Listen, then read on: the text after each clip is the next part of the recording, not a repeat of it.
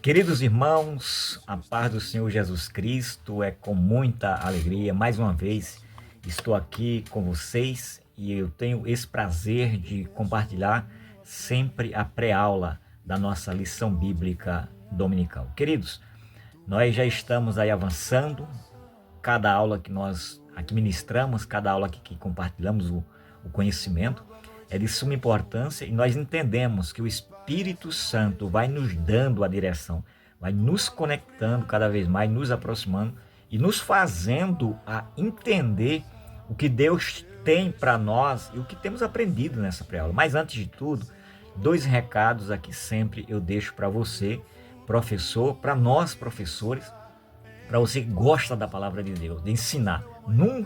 Nunca chegue às 9 horas em ponto ou depois das 9. Você, professor, chegue antes, preparar a sua aula, preparar o ambiente e receber os alunos com maior prazer e com maior gratidão. Queridos, o outro sim é: não leia sistematicamente tópicos e subtópicos da nossa revista na presença dos alunos, porque isso mostra ou demonstra uma insegurança do assunto que você está ministrando. Muito bem, não que seja proibido você ler, mas leia um tópico, leia um subtópico, ou peça para os alunos, algum dos alunos ler. Isso pode ser um método até, e um incentivo para os alunos ler também ali na presença de todos. A partir do momento que ele está lendo, você já está ali pegando aquilo ali e fazendo ali algumas aplicações na leitura que ele esteja fazendo. Mas, professor, é importante você não fazer isso. Consequentemente ou sistematicamente, ler na presença dos seus alunos da sua classe. Está aí na sua tela, o primeiro slide da nossa lição. Temos 3 hinos da nossa harpa cristã, aonde podemos cantar antes de iniciar a nossa lição, tá bom? Então vamos lá.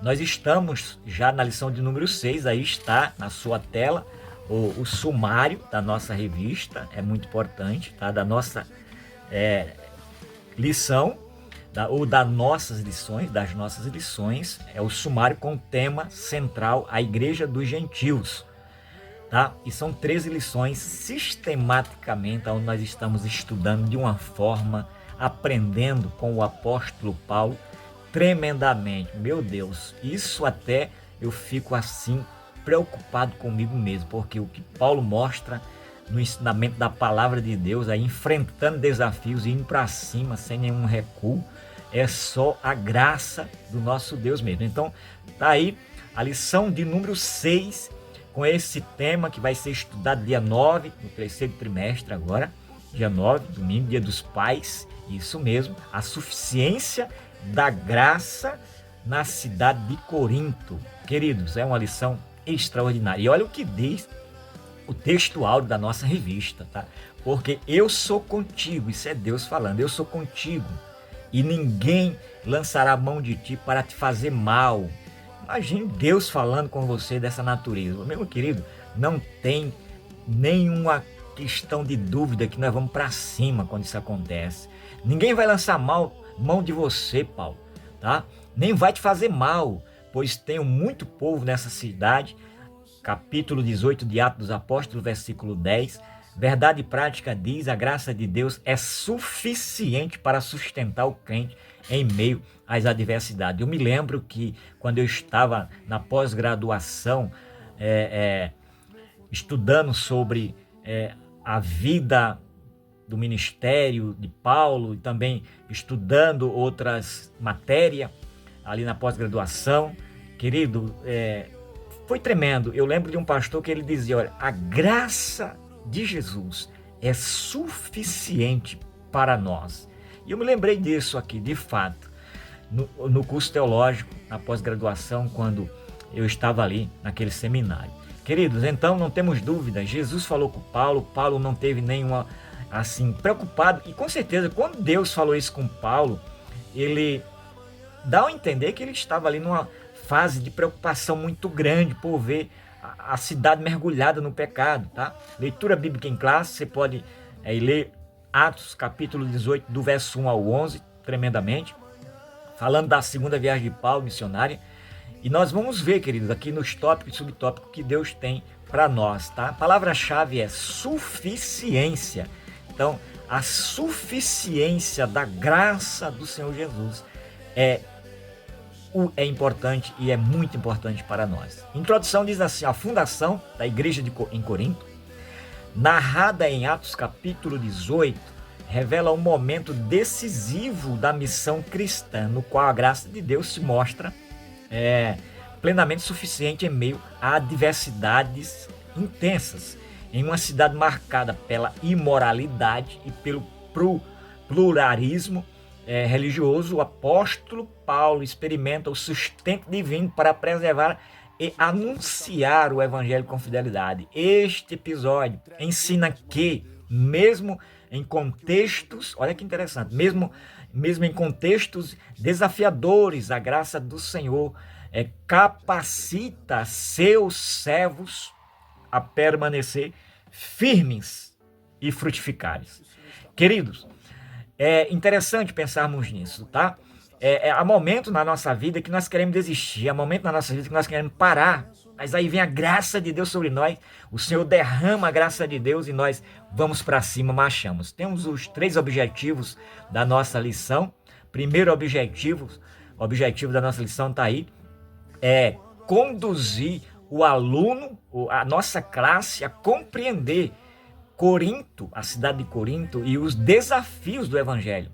Foi o que Paulo sofreu, grande desafio. Aliás, será que nós estamos preparados para enfrentar desafios? Será que nós estamos, de fato, preparados quando Deus nos chamar, ou nos chama para uma missão, para enfrentar desafios? Fica aqui a pergunta, você responde para você mesmo, é verdade. As pessoas hoje não querem, às vezes, enfrentar desafios, eles querem ficar somente ali na retaguarda, tudo bem. Então, o segundo objetivo da lição é verificar com o aluno a missão de Paulo e a suficiência da graça na vida de cada um de nós, na vida de Paulo. Então, isso nós devemos verificar, como Deus foi suficiente, a graça do Senhor foi suficiente na vida de Paulo. E aí o terceiro objetivo é conscientizar. É dessa conscientização que você precisamos, sobre a graça de Deus diante dos desafios da vida cristã. Se nós temos uma consciência, se nós estamos conscientes que a graça de Deus é o suficiente para mim e para você, querido, para que se preocupar? Vem o que vier, nós temos que ir para cima mesmo e anunciar o evangelho, pregar o evangelho. O primeiro tópico da nossa lição está aí. Paulo chega à cidade de Corinto, tá? Capítulo 18, verso 1 a 6. Nós temos aqui o subtópico 1 do tópico 1, que Corinto, uma cidade rica, materialista, mas uma miséria espiritual tremenda. Vamos lá, após deixar Atenas, Paulo sai de Atenas, andando ali aproximadamente 80 quilômetros até chegar na cidade de Corinto. Paulo já enfrentou desafios na cidade de Atenas, com tantos deuses, tantos altares, que foi a lição passada que nós aqui ministramos nessa pré-aula. E agora ele vai para a cidade, chega à cidade de Corinto, capital da província ali de Roma, tá? Interessante, da Caia, desde 27 a.C. A cidade havia superado Atenas em importância política e comercial. Uma cidade bem estrutural também, mas tornando-se um dos maiores centros econômicos do mundo romano, cosmopolita e estrategicamente localizada. Corinto reunia povos de diversas culturas, mas também se destacava por sua profunda decadência moral. Misericórdia, isso é terrível, né? Então observe aí nesse mapa, no slide atrás, que Paulo sai de Atenas e chega à cidade de Corinto, mas ele parece cada vez mais Paulo era surpreendido com tantas coisas que via na questão moral e espiritual. Misericórdia. Então Paulo encontrou na cidade de Corinto templos pagãos, especialmente ali o de Afrodite, marcava a vida religiosa da cidade, associado a culto e prostituição ritual. Misericórdia. Então Paulo enfrentou, querido, nessa cidade desafio dessa natureza. Até porque a cidade de Corinto era uma cidade de muita importância, era uma cidade portuária, digamos assim também, era uma cidade portuária, e ela conectava a Grécia, uma cidade que conectava ali a Grécia. Então passava ali etnias, pessoas de todas as redondezas por aquela localização. Então a cidade de Corinto estava, digamos assim, no centro, onde ali transitava, era conectada ali a transição entre uma cidade e a outra, entre a Ásia, entre a Grécia e etc. Então Paulo observa ali a fraqueza, a questão espiritual daquele povo. E Paulo, no capítulo 2, de 1 a 5 de 1 Coríntios, Paulo, ele diz em fraqueza e em temor e em grande temor. Aqui é um ponto interessante que nós devemos observar. Todos cristãos, ele às vezes sofre emocionalmente. Não é uma fraqueza física de Paulo ali, mas Paulo estava emocionalmente fragilizado, digamos assim, em ver, querido, aquela cidade mergulhada no pecado. O subtópico 2 do tópico 1 diz assim: temor humano e dependência da graça. O apóstolo traz consigo as marcas das perseguições em Filipos, Tessalônica e Bereia. Paulo já enfrentou desafios lá atrás. E agora, vendo ainda Corinto mergulhada naquele pecado, misericórdia. Então, além de constante preocupação pastoral, porque isso é o que o coração pastoral sente quando vê uma cidade diluída pelo pecado, mergulhada no pecado, sofre a ponto de ficar emocionalmente fragilizado, como Paulo ficou. Paulo disse: foi em temor e tremor. Eu cheguei aqui arrasado, estou vendo. Ou seja, as igrejas que estavam plantadas ali estavam sofrendo essa questão. Então perceba, a grandiosidade econômica de Corinto contrastava com a sua profunda degradação espiritual, intensificando o peso emocional da missão. Aí o próprio Paulo reconhece, o apóstolo Paulo reconhece que esteve entre eles em fraqueza. Paulo disse: eu estou sentindo uma dor tremenda na minha alma, estou fragilizado e em temor, em grande tremor, Paulo diz em 1 Coríntios 2,3. Então Paulo sentiu, isso é um coração missionário. Quando nós sentimos, observamos, é claro, hoje, misericórdia, não todos os líderes espirituais, não todos, não vamos generalizar, mas tem pessoas hoje que não se preocupam, como o apóstolo Paulo se preocupou de fato, de sentir isso. É a realidade. Paulo sim, emocionalmente estava sofrendo com isso, em ver a igreja perecendo dessa forma, mergulhada no pecado. Ainda no segundo tópico aqui, ainda assim ele não recuou, mesmo diante dos desafios. A experiência que ele carregava sobre si revela que em temor humano não anula, o temor humano não anula a chamada divina. Mesmo que ele sofreu ali perseguição, ele tem um temor ali em relação ao que estava acontecendo, ele não recuou, mas conduz o servo, né? Paulo está dizendo: isso não vai anular, isso que eu estou vendo não vai anular, não vou recuar de forma alguma, mas conduzir o servo à dependência cada vez mais profunda da graça de Deus. Paulo disse: agora é que eu vou precisar de fato da graça de Deus, conforme 2 Coríntios 12, 9 diz que Paulo, a ponto de Jesus, o próprio Deus, através do seu Espírito Santo, dizer: Paulo, a minha graça te basta. Em outro contexto, claro, nós vamos observar isso, mas era a graça do Senhor Jesus que bastava na vida de Paulo para ele seguir. Subtópico 3 do tópico 1 diz o início do ministério e a oposição na sinagoga. Observe aqui como era de costume, Paulo inicia a sua obra ali na cidade de Corinto, na sinagoga, anunciando o nosso Jesus Cristo, Jesus é o Cristo, na sinagoga. Nesse período, Paulo encontra ali Priscila e Áquila, que também foram expulsos de Roma por um decreto do imperador Cláudio, mas tudo há uma providência de Deus. Esse casal, ele foi expulso de Roma e estava na cidade de Corinto, e aí Paulo encontram eles recepcionam Paulo. O que é interessante, querido, quando você vai para uma missão, para uma obra, Deus sempre prepara alguém para te recepcionar. Às vezes você pensa que está só, Às vezes você pensa que está sozinho, ninguém está te vendo, a igreja não apoia, ninguém apoia. Ao contrário.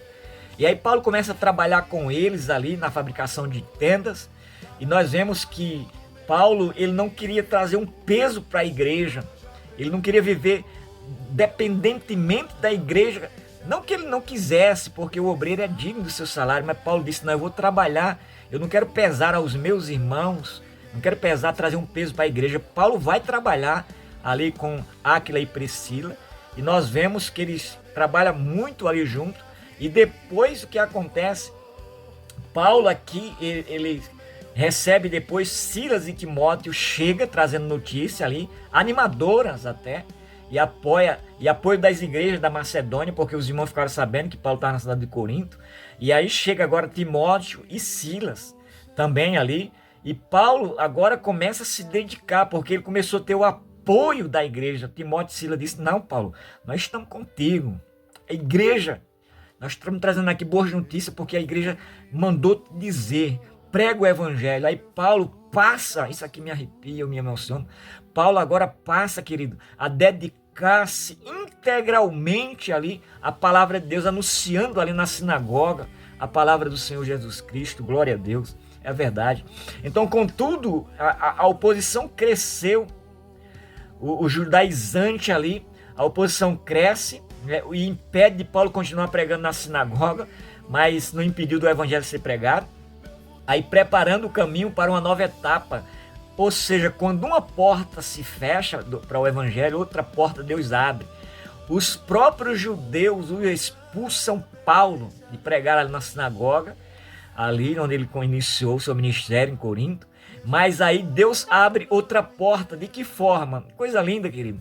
Deus prepara outras pessoas, a verdade é essa. Então uma porta se fecha e Deus abre outra. O segundo tópico da nossa revista diz a continuidade da missão e o encorajamento divino. Capítulo 18 de Atos, versos 7 a 11. Veja no subtópico 1 aqui do tópico 2, quando Paulo é expulso da sinagoga pelos judeus, os próprios irmãos, digamos assim, querido, expulsa Paulo, que misericórdia. E aí, esse evangelho, ele continua, porque Deus abriu outra porta. No subtópico 1 do tópico 2, a casa de justo e o avanço do evangelho. Aí, Paulo expulso da sinagoga, Paulo não abandona a cidade, um gentil temente a Deus, Tito justo, oferece sua casa. Olha que lindo. Então, Paulo agora é recebido por Tito, tá? Localizado ali ao lado da sinagoga, como novo espaço para pregação. É isso que nós devemos entender do chamado. Quando você chegar em um determinado lugar, ou você está em uma determinada igreja, talvez, o teu líder está tendo ciúme de você, está te expulsando da igreja, querido. Deus tem sempre o melhor. A obra é dele, o evangelho é dele, a pregação é dele. A palavra é dele, ele vai preparar outro lugar para você anunciar a palavra dele. Essa mudança, estrategicamente, amplia o alcance do evangelho e confere a visibilidade positiva à nova comunidade cristã. O resultado é expressivo. Muitos coríntios, olha, creem. Entre ele, Crispo, está aí no slide, Crispo, acredita, principal da sinagoga, ele aceita a fé juntamente com toda a sua casa naquela ocasião. Olha só, a porta foi fechada, os judeus expulsaram Paulo da sinagoga. Agora Tito aqui recebe e toda a sua casa aceita Jesus. Aí o evangelho demonstra aqui mais uma vez que quando porta se fecha, tá aí nesse subtópico 1 do tópico 2, Deus abre novos caminhos para a expansão do reino. É isso que nós devemos acreditar. Então, quando acontece um desafio que você acha que está tudo acabando, Deus está abrindo grandes portas. Eu me lembro aqui que quando Deus manda Elias, ou seja, quando Elias sai com medo, né, dos profetas de Baal, Deus prepara uma viúva ali, e depois Deus prepara o corvo. Enfim, Deus tem sempre providência, mas que o evangelho é pregado é. É interessante pensarmos nisso. Subtópico 2 do tópico 1, o medo do apóstolo e a palavra que o fortalece. Apesar dos frutos visíveis que Paulo estava vendo, Paulo enfrenta forte oposição e passa a temer por sua permanência em Corinto. O peso espiritual da cidade, aliado à hostilidade crescente, aí fragiliza emocionalmente o apóstolo. É o que eu falei há poucos minutos atrás. Nesse contexto, o Senhor lhe aparece em visão. É aqui agora. Às vezes nós não recebemos conselho de ninguém, ou não, parece, os nossos ouvidos não dão atenção, não ouve, não damos atenção. E aí é quando Deus entra em ação. E aqui nós observamos, é quando Paulo tem essa visão no capítulo 18, verso 9, dizendo: não temas, mas fala e não te cales. Próprio Deus, através do Espírito Santo, o nosso Senhor Jesus, Deus reafirma a sua presença. Ou seja, Deus está dizendo assim: Paulo, eu estou contigo, não temas, eu te ajudo, eu te fortaleço, siga em frente, prega a minha palavra, eu sou contigo. E ainda Deus disse assim, ó, porque eu tenho muito povo nessa cidade, eu tenho muitas pessoas aqui, muitas almas ainda você vai ganhar, Paulo, aqui nessa cidade, não temas. E aí Paulo segue a missão, subtópico 3 do tópico 2, é coisa linda, querido, meu Deus, coisa linda. Diz assim: a graça suficiente preserva a transição. Glória a Deus. Fortalecido pela promessa do Senhor, Paulo permanece em Corinto 1 ano e 6 meses. Ele poderia ter desistido nos primeiras semanas, primeiros dias, primeiros meses. Mas em 1 ano e 6 meses, 18 meses ali, Paulo pregava o evangelho, ensinando a palavra de Deus e consolidando a igreja. A experiência do apóstolo Paulo ensina que sentir medo, querido, olha só. Sentir medo, nós vamos sentir, mas não é um sinal de fraqueza espiritual. Pense nisso. Nós vamos sentir medo, temor. Às vezes o desafio vem para querer nos parar, mas não é um fracasso espiritual. São experiências que nós vamos ter na vida. E quando o servo confia na presença de Deus, o temor é vencido pela missão que prossegue. Porque o seu coração está ardendo em chama. É verdade?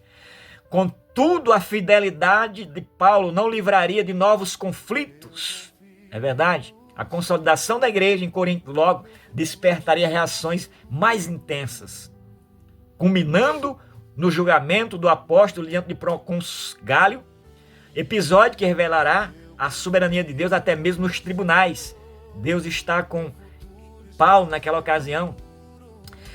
Então, querido, pense nisso. Deus está sempre com você na obra que Ele lhe chamou, no ministério que Ele lhe confiou. Tópico 3, Paulo diante de Gálio, a graça que sustenta em meio à oposição.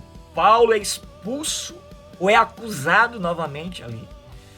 Olha só, mas Deus levanta pessoas também para te defender. A acusação dos judeus, quando Paulo é acusado, por pregar a palavra de Deus e a proteção divina. A oposição judaica não se conformou, expulsaram ele da sinagoga e agora foram acusar ele. E aí, Paulo, a oposição judaica em Corinto não cessou. E Paulo foi levado diante do tribunal de Gálio, procônsul da Caia. Olha só, sobre a acusação de ensinar a palavra de Deus contrariadamente, contrariando a lei. Não, Paulo está pregando heresia. Ele está contra a lei de Moisés. E aí, antes mesmo que Paulo se defendesse, Gálio rejeitou a acusação, declarando não ser de sua competência julgar disputas religiosas internas.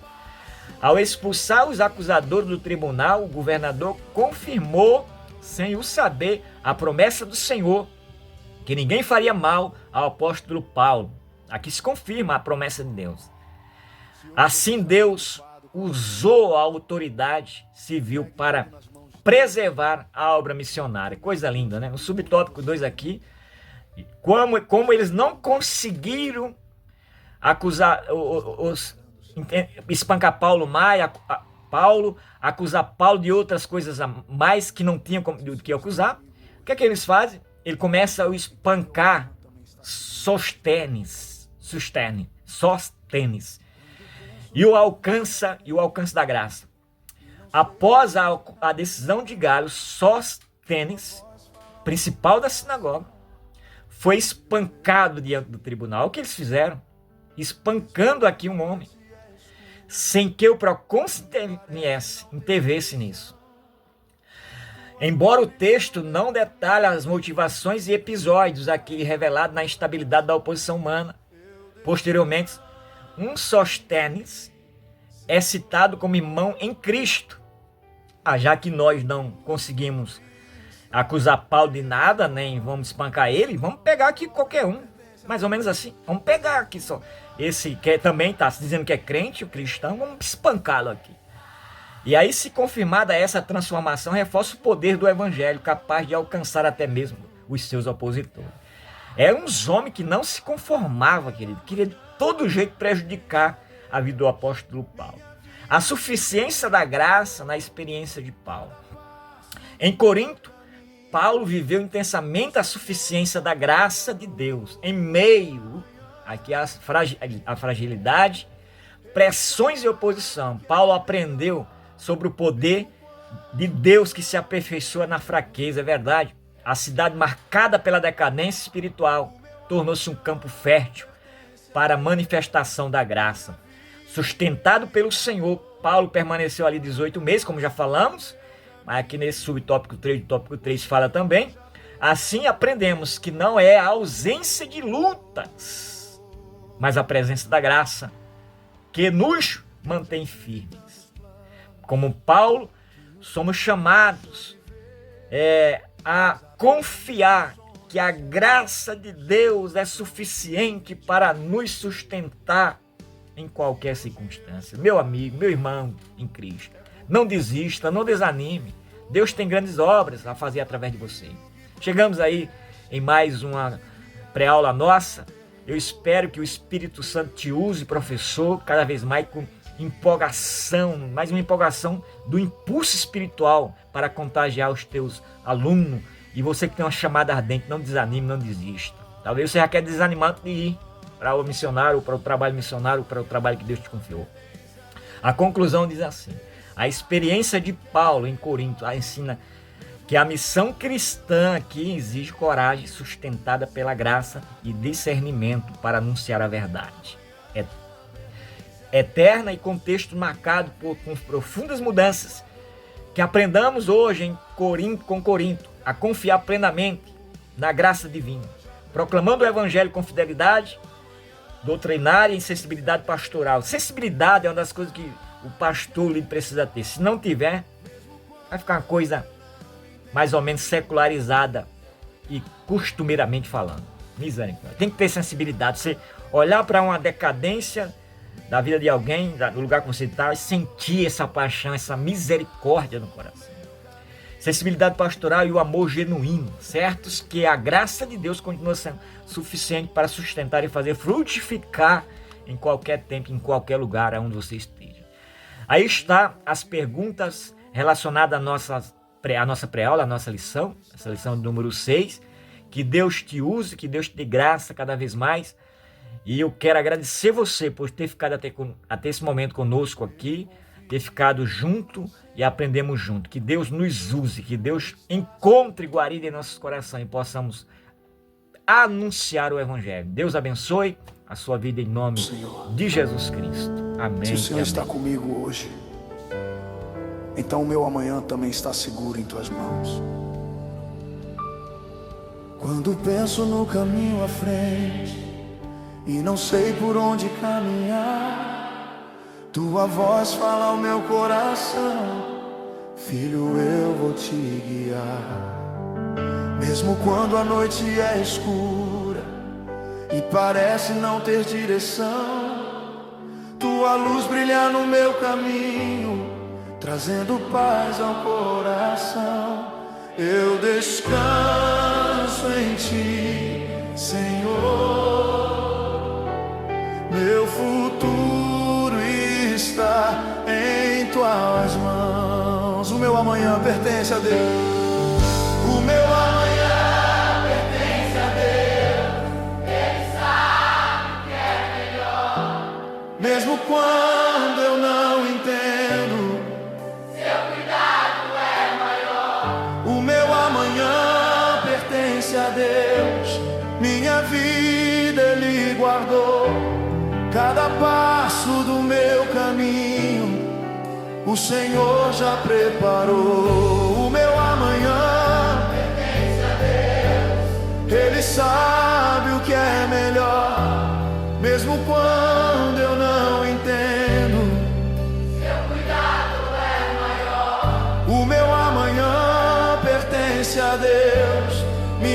vida Ele guardou. Cada passo do meu caminho o Senhor já preparou.